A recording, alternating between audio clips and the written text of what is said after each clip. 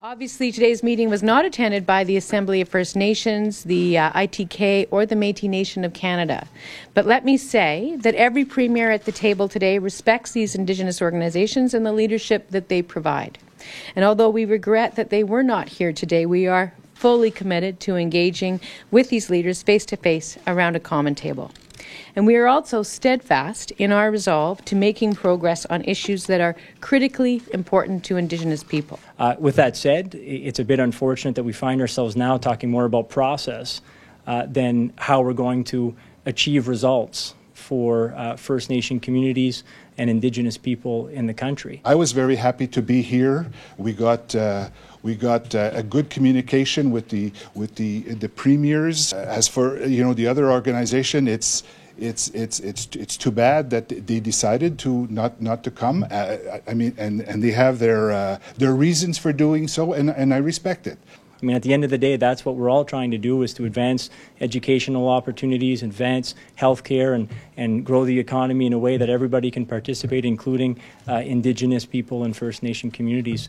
You know, former Premier McGuinty used to say the pursuit of perfection can sometimes be the enemy of the good.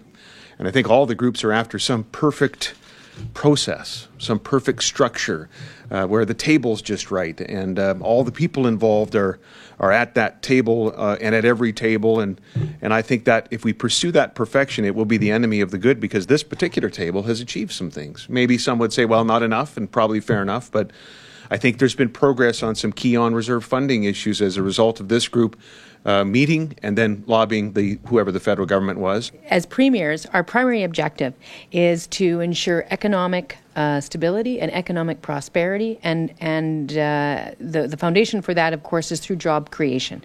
And so what we do as premiers is about promoting job creation, protecting jobs, and creating more jobs. Part of the way we do that is by engaging and maintaining our very important trade relationship with the United States. I have to say that with all the meetings that I've been able to have over the last few months, I feel relatively confident that the facts are on Canada's side. 9 million jobs in the U.S. are directly linked to trade with Canada. We have over 30 states in the U.S. that have Canada as its largest export customer. And I believe once we make that point yet again, that is going to make our positioning on the negotiations that much stronger.